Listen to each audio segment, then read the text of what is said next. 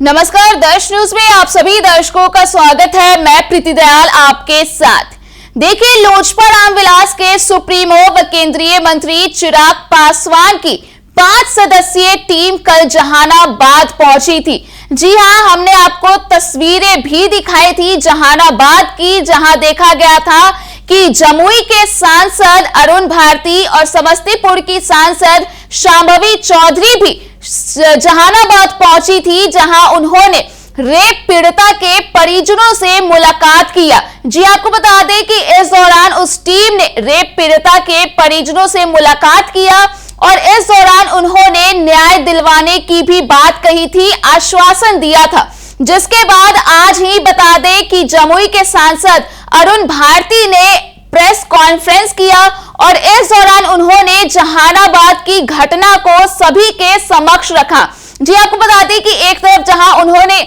जहानाबाद की घटना का जिक्र किया, तो इसके साथ ही साथ मुजफ्फरपुर में भी हुई नाबालिग के साथ जो दुष्कर्म हुआ उस घटना का भी उन्होंने जिक्र किया और साफ तौर पर उनका कहना था कि इस मामले में जांच का आदेश दे दिया गया है और इसके साथ ही साथ वे मुख्यमंत्री नीतीश कुमार से भी मांग करने वाले हैं जांच को लेकर के। इस बीच आपको बता दें कि प्रेस कॉन्फ्रेंस के दौरान अरुण भारती ने हर एक सवालों का बड़े ही बेबाकी से जवाब दिया है। तो पूरे प्रेस कॉन्फ्रेंस के दौरान आखिर अरुण भारती से क्या कुछ सवाल किया गया और उन सवालों से किस तरह से अरुण भारती ने डील किया और जो घटना हुई उसे लेकर के क्या कुछ कहा, क्या आश्वासन दिया, आपको तस्वीरों के साथ छोड़े जाते हैं। दलित बालिका के साथ और एक जो घटना हुई है मुजफ्फरपुर के पारू में दलित किशोरी के साथ, ऐसे में चिराग पासवान जी खुद भी जाना चाहते थे, लेकिन भारत सरकार में उनकी व्यस्तता के कारण कैबिनेट कमेटी की मीटिंग थी, इसके कारण उन्होंने दोनों जगह पर 5 संसदीय जांच दल बना करके उन्होंने मौके पर जाकर के पीड़ित परिवार से मिल करके उनसे प्रथम दृष्टया जानकारी लेना चाहते थे और इसके बाद हमारी तरफ से, हमारी पार्टी की तरफ से उनको ये संभावना देना चाहते थे कि ऐसी कोई भी घटना होगी तो हमारी पार्टी के नेतागण हमेशा उस पीड़ित परिवार के साथ खड़े हैं, उनके साथ न्याय के लिए खड़े हैं। हम लोग जब जहानाबाद में गए और मुजफ्फरपुर में भी जब हमारा जांच दल गया, वहां जाकर के हम लोग परिवारजनों से मिले, हम लोग उनका पक्ष जाना। दोनों परिवार भयभीत दिखे, डरे दिखे, क्योंकि आरोपी पक्ष की तरफ से उनको अभी भी धमकियां दी जा रही थी। और ऐसे में हम लोगों ने जो जांच में पाया, आपको बहुत ही ब्रीफ में बता देते हैं। इस जांच की रिपोर्ट हम लोगों ने चिराग पासवान जी को सुपुर्द कर दी है और इसको लेकर के वो माननीय मुख्यमंत्री श्री नीतीश कुमार जी से भी मिलेंगे और मिल करके हर संभव मदद जो पीड़ित परिवार को दी जा सकती है, हर संभव मदद जो उनकी सुरक्षा के लिए की जा सकती है, उसको करने के लिए वो मुख्यमंत्री जी से मिलेंगे और अपनी तरफ से ये पूरा ज्ञापन सौंपेंगे। हम लोगों का जो ऑब्जर्वेशन है इस जांच दल का, वो ये पाया गया है कि जो पीड़ित पक्ष है वो दलित समुदाय से है और दोनों ही मामलों में जो पीड़ित पक्ष है उसमें बालिकाएं हैं। दोनों ही मामलों में बलात्कार और हत्या के प्रयास जैसे जघन्य अपराध की कोशिश की गई है, जो कि जातिवादी रूढ़िवादिता के कारण ही किए गए लगता है। पीड़ित पक्ष उस गांव में अल्पसंख्यक हैं, वहां पे एक विशेष समाज के लोगों का बहुलता है और ये जानकर के सबसे ज्यादा हैरानी होती है कि जो आरोपी पक्ष है दोनों मामलों में, आज भी वो आरंभिक जांच को प्रभावित करने की कोशिश कर रहे थे। उनका ये कहना था कि हम पैसे के बल पर अपना ये जो जांच है उसको अपने पक्ष में करवा लेंगे, हम इस जांच को कि आज अपने ऊपर आने नहीं देंगे, हमारे ऊपर हमारे जो स्थानीय नेता है उनका संरक्षण है। और कई मामलों में, और इन दोनों मामलों में आरोपी पक्ष पीड़ित पक्ष के ऊपर जान माल की धमकी धमकी देना और इस केस को वापस लेने का भी दबाव बना रहे हैं। ऐसे में मैं आश्वस्त करना चाहूंगा कि हमारे राष्ट्रीय अध्यक्ष श्री चिराग पासवान जी न सिर्फ माननीय मुख्यमंत्री जी से मिलकर के इनकी सुरक्षा के लिए, इनकी हर संभव मदद के लिए, आगे प्रयास के लिए कोशिश करेंगे, बल्कि वो बिहार में हर जगह आश्वस्त करना चाहेंगे कि जहां भी कहीं ऐसी घटना होगी वहां पर हमारी पार्टी, हमारे राष्ट्रीय अध्यक्ष और हमारे नेतागण बहुत ही मजबूती के साथ पीड़ित परिवार के साथ खड़े हैं। उनको सुरक्षा दिलाने के लिए, उनको हर संभव मदद दिलाने के लिए वो भी खड़े हैं, हमारी पार्टी और हमारे पार्टी के नेतागण भी खड़े हैं। जांच दल में कौन गया था? जांच दल में जो लोग गए थे उनकी लिस्ट आपको दे दी जाएगी। अभी राजेश भट्ट जी आपको मुहैया करा देंगे। और राजेश जी आप नाम बता दें कौन कौन लोग हैं।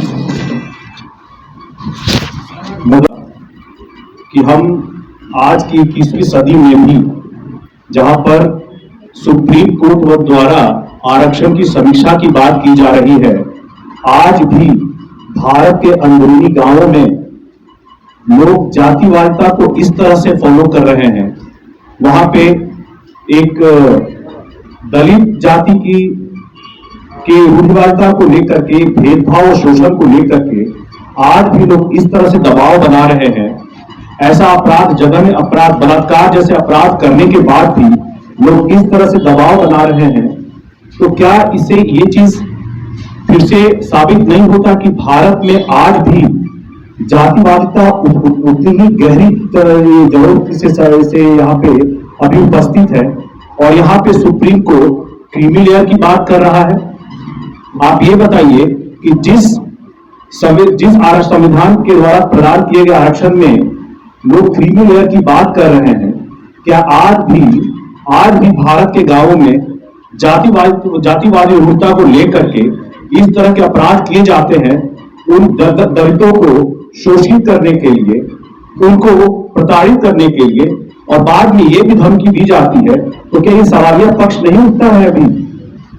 कि क्या जातिवाद खत्म हो गया है, क्या भेदभाव खत्म हो गया है, क्या आज भी हम उसी रूढ़िवादिता में नहीं जी रहे हैं, क्या आज भी दलितों को शोषित, वंचित और उपेक्षित नहीं होना पड़ रहा है? ये सवाल पूछे जाने की जरूरत है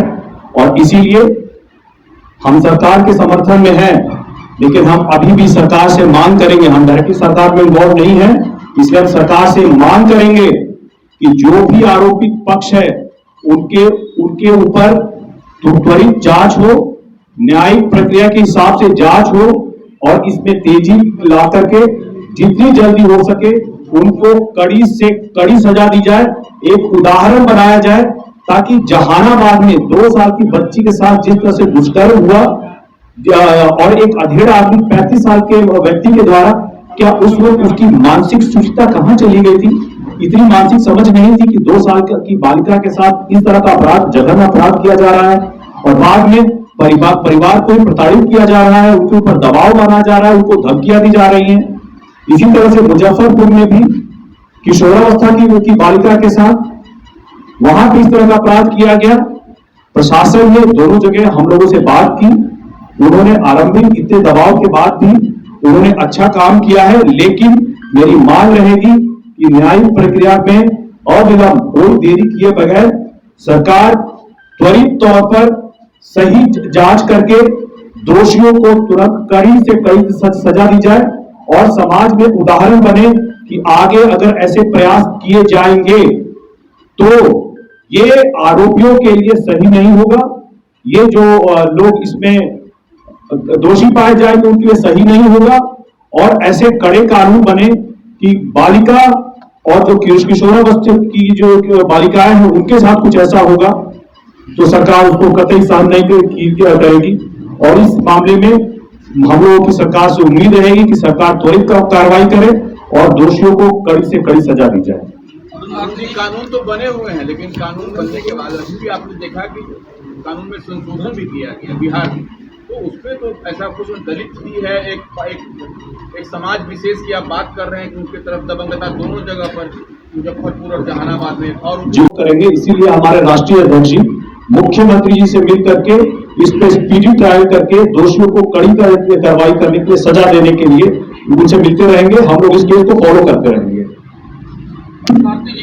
केंद्र के सरकार में तो आप शामिल हैं, लगातार स्वास्थ्य व्यवस्थाएं जो है ठप होती जा रही हैं देश के अंदर। खासकर बिहार में इमरजेंसी सेवाएं भी समाप्त हो गई हैं, गायनी सेवाएं भी समाप्त हैं। तो इसके लिए क्या कुछ कदम उठाए जा रहे हैं सरकार के लोग? बिहार सरकार ने इसके लिए उपयुक्त कदम उठाए हैं और इस बारे में अगर कोई भी आगे जानकारी चाहिए होगी, इस मामले में कोई भी चीजें, क्योंकि हमारे राष्ट्रीय अध्यक्ष मिलेंगे मुख्यमंत्री जी से, अगर आपके पास कुछ स्पेसिफिक है जो मुख्यमंत्री के संज्ञान में लाना चाहिए हम लोग की तरफ से, आप हमें ये उपस्थित कराएं। हम लोग मुख्यमंत्री जी के संज्ञान में लाएंगे और हमारी कोशिश रही कि इसमें सुधार हो।